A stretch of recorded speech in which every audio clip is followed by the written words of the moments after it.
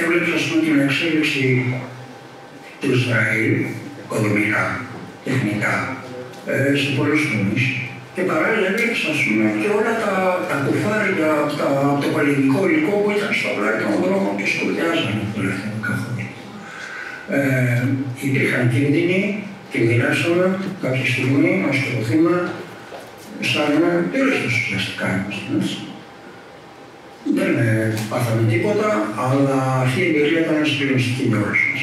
Θα μπορούσες να μας περιγράψεις πώς τελικά κατάφερες να επιστρέψεις στην Ελλάδα? Οι υπηρεσίες ήταν υποστηρικτικές απέναντί σου? Έφτασε η ώρα, τελείωσε η δουλειά, να γυρίσουμε στην πατρίδα μου.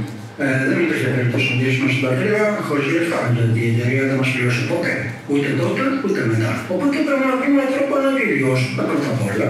Αναγκαστικά γιατί το συνόδευμα μας είχε εξαντληθεί, παρόλο που το πρόβλημα το οικονομικό του Ισραήλ, με αποτέλεσμα να καταλήξουμε να πέσουμε στον δρόμο και κάθε φορά που μας έβαμε λίγα λεφτά, ένα ζευγάρι από το συγκρότημα έπαιρνε το πλοίο και έφυγε.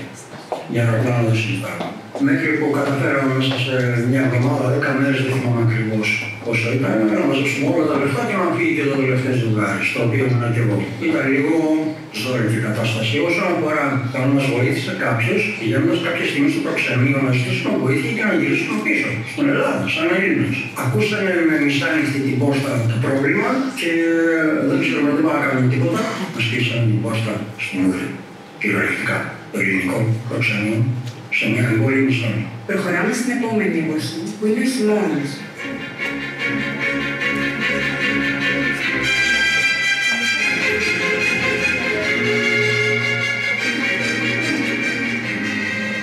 Ο χειμώνας αφορά την περίοδο της αστεγίας. Ποιες είναι οι δυσκολίες που αντίκρισες καθημερινά ενώ ζούσες στον δρόμο και πώς τα αντιμετώπισες? Η κύρια δυσκολία για τους περισσότερους ανθρώπους είναι η έλλειψη κινητικότητας. Είσαι εκτεθειμένος σήμερα στα μάτια του κόσμου και στο περιβάλλον. Και αν είναι χειμώνας, τα πράγματα είναι άσχημα, αν είναι καλοκαίρι, είναι λίγο πιο ζεστά. Δεν υπάρχεις, είσαι αγοράδος. Δεν είχαμε πρόβλημα φαγητού γιατί υπήρχαν φυσικά συστήματα. Η καθαριότητα ήταν μεγάλο πρόβλημα. Δεν υπάρχουν στην Αθήνα, δεν υπήρχαν στην Αθήνα δημόσια λουτρά να πεις ότι θα πάω να πληθώ, για παράδειγμα εβδομάδα. Δεν υπήρχαν χώροι που θα μπορούσε να χρησιμοποιήσει τα καθαριότητα ή για τουαλέτ. Βασικά, είμαστε αναδός ποδοσφαιρία. Μπορεί κανείς να καταλάβει ένα αναδός ποδοσφαιρία προσπαθεί να βρει ιδιωτικότητα για να ηρεμήσει κάποιο φαγητό να φάει με κάποιο τρόπο. Αναδός ποδοσφαιρία, αυτό είμαστε. Επομένως, η εικόνα που μπορεί να έχουμε όλοι οι υπόλοιποι ότι αυτό που χρειάζονται οι άστεγοι είναι το φαγητό, στην πραγματικότητα, ίσως είναι η ανάγκη για ιδιωτικότητα. Πιστεύετε ότι αυτές οι ανάγκες ιεραρχούνται σωστά σε σχέση με την κοινή γνώμη? Για να γίνει κάτι για τους άστεγους, κάτι σοβαρό, πρέπει να υπάρχουν δομές που θα μπορέσουν να τους φιλοξενήσουν μέχρι να επανενταχθούν στο κοινωνικό σύστημα.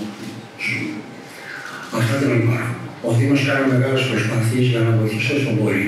Αλλά οι θέσεις που διαθέτει, τουλάχιστον μέχρι πέρσι που γνώριζα, είναι 1.700 κάτι. Άντε 1.800 δεν έχουν γίνει τώρα. Αλλά το θέμα δεν είναι εκεί. Το θέμα είναι ότι δεν μπορείς να μείνεις για πάντα σε ένα τέτοιο ξενώνα. Γιατί πρέπει να ανακυκλώνεται ο πληθυσμός των αστέγων μέσα στις υποδομές αυτές. Αλλά αυτό είναι δύσκολο, είναι όμως απαραίτητο. Γιατί όταν κάποιος στον δρόμο πάρα πολύ καιρό πρέπει να κάνει εξετάσεις για την υγεία του, πρέπει να μην έχει κάποια εμφανή προβλήματα στο παρουσιαστικό του, ενώ να έχει κάτι δραματικό το οποίο να είναι πολιτικό. Ήταν θέμα υγείας. Σωστά παρατεί ο Δήμος και θέλει εξετάσεις. Σωστά παρατεί ο Δήμος και ανανεώνει το ανθρώπινο δυναμικό των αστέγων μέσα στους ξενώνες. Πρέπει όλοι να βοηθούν με κάποιον τρόπο. Ή να θεραπευτούν. Ή ακόμα και να επανενταχθούν με τη βοήθεια του Δήμου. Επομένως, αυτά είναι τα μέτρα που θεωρείτε ζωτικής σημασίας ή έχετε να προσθέσετε κάποια ακόμα? Και ποια ενδεχομένως θα μπορούσαν να αφορούν την επανένταξη των άστεγων ανθρώπων που είναι χρόνια στον δρόμο? Όταν είσαι χρόνια στον δρόμο δεν επανεντάσσεσαι εύκολα. Γιατί πρέπει να έχει μια παρουσία αξιοπρεπή. Να μην μυρίζεις, γιατί η μυρωδιά που αποκτάς στον δρόμο ενοχλείται σαν τον ίδιο, Αλλά μετά από λίγο τις συνηθίσεις θα δούμε στους δεν τύχεις.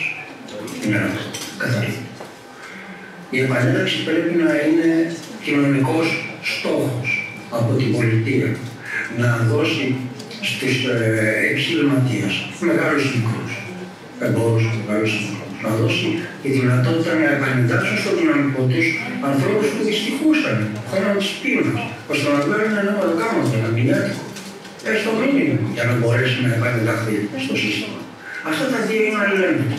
Δεν μπορείς να επανενταχθείς αν δεν έχεις πια. Δεν μπορείς να είσαι κάτι άλλο παρά ένας ανένταυτος στο παιδί.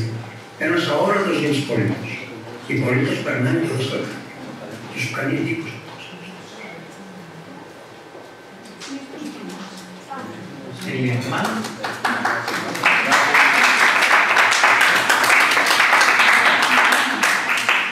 Επειδή βλέπουμε το πράσινο λίγο το κοινό μας,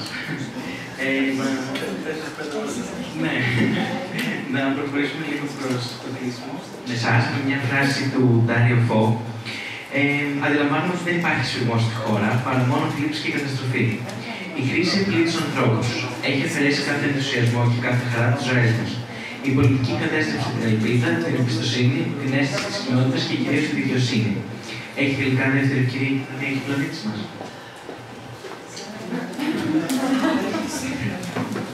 Λοιπόν, πόσο είπα 3-4 ώρες, νομίζω κάνατε άλλο θέμα να το βάλουμε σε μια. Λοιπόν, δύο σκέψεις τώρα πάνω σε αυτό. Αν το μεγάλο πρόβλημα που αντιμετωπίζουμε όλοι είναι η κλιματική αλλαγή. Το περίεργο είναι ότι δύο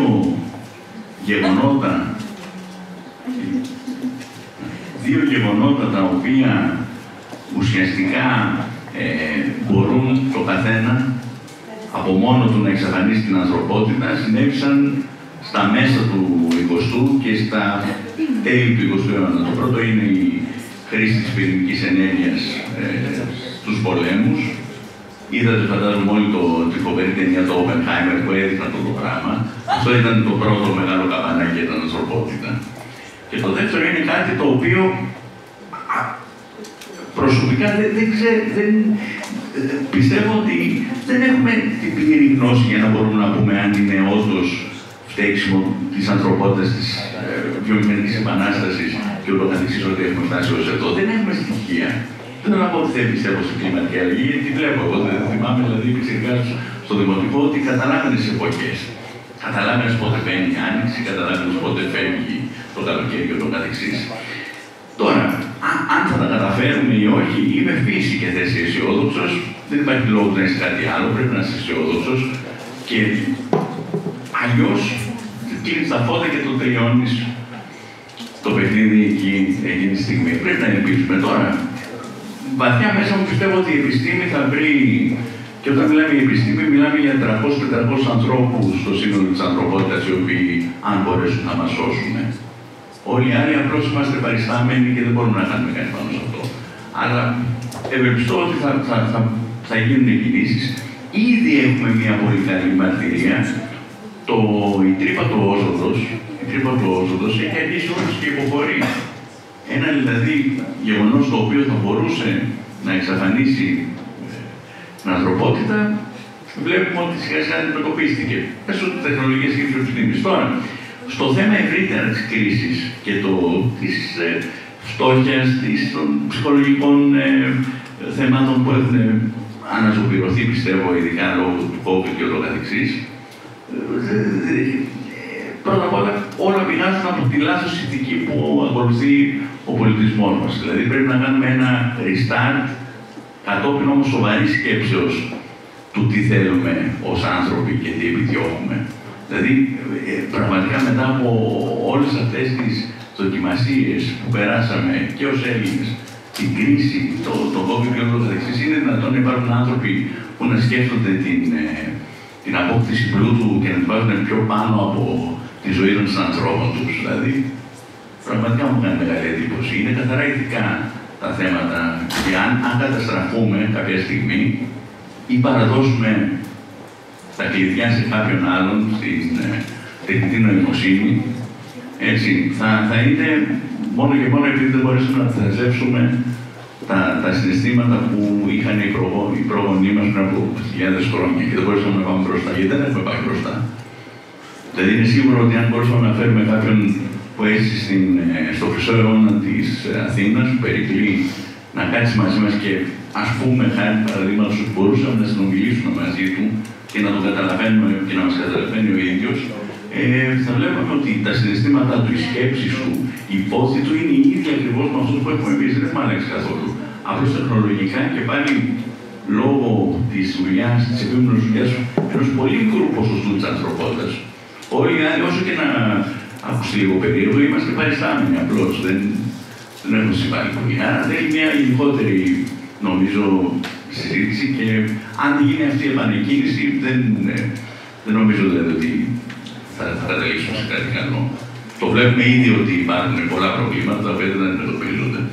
Τώρα να βλέπουμε αυτά που γίνονται και κλείνω, γιατί δεν είναι και ευχάριστο θέμα για Παρασκευή, δηλαδή να βλέπουμε οι γυναικόπαιδα να σφάζονται στη γειτονιά μας, ή να βλέπουμε αυτά που κάνουν οι φασίστες όπως ο Πούτιν και να τα ανεχόμαστε ή να υπάρχουν μικροπολιτικές. Οι Βρετανοί θέλουν να βοηθήσουν τους Ουκρανούς. Απογοήτευση φοβαίνει, δεν ξέρω αν είστε πώς τα βλέπεις εσύ, αλλά απογοήτευση. Τέλος πάντων, φτάνει. Πάρα πολύ.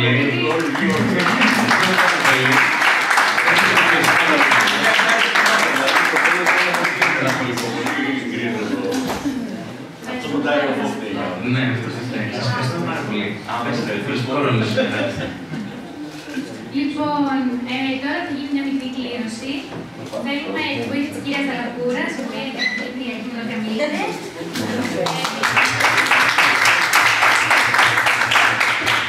Οι αριθμοί που έχουν δοθεί είναι 37.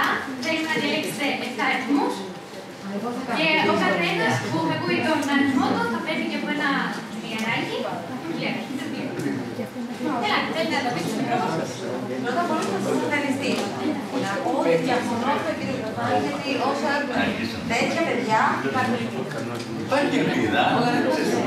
Και διαφωνώ ότι στην Αθηνά η κυρία Κίνη, δηλαδή πρέπει να φροντίσουμε να υπάρχει ελπίδα. ακριβώς. Αλλά είμαι πάρα πολύ αισιόδοξη και έχω βαθιά πεποίθηση και πίστη ότι οι νεότερες από εμάς είναι πολύ καλύτερες. Το πιστεύω ακράδαστα. Και γι' αυτό θα προηγήσω την βιβλία.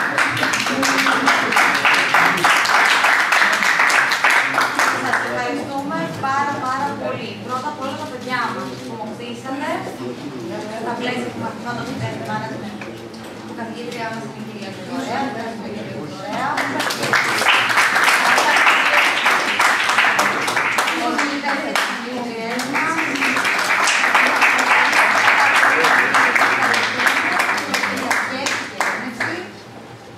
και σαφέστατα όλους τους συνδεσμένους.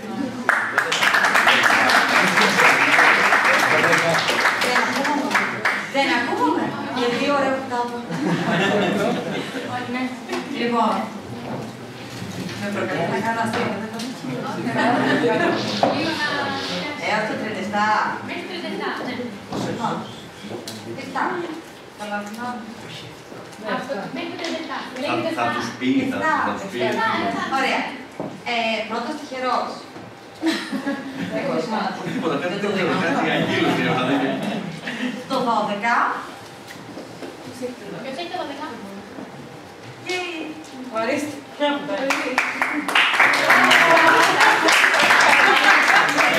Ο Αλέξης λοιπόν κερδίζει το πρώτο βιβλίο το οποίο είναι Τα μυστικά της απόλυτης αυτοπεποίθησης.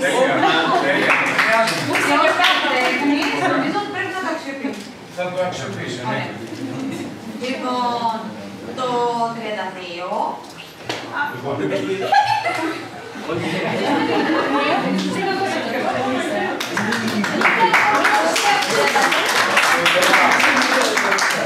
Πώς είναι στημένο? Να σας δώσω μετά τους αριθμούς. Τώρα θα το λέω. Οπότε θα αλλάζω και να το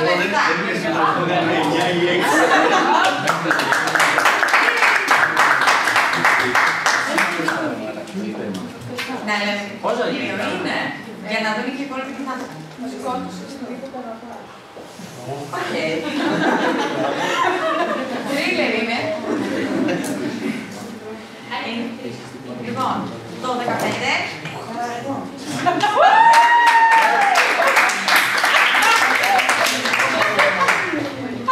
Ναι, διότι παρακαλώ μετά τους αριθμούς μου πέφτουν και έτσι.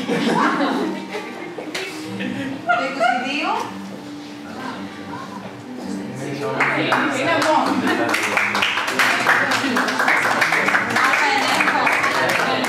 Μόνο αριθμό πείτε. Αλλά τι θα πάρουμε Το 5. Εγώ.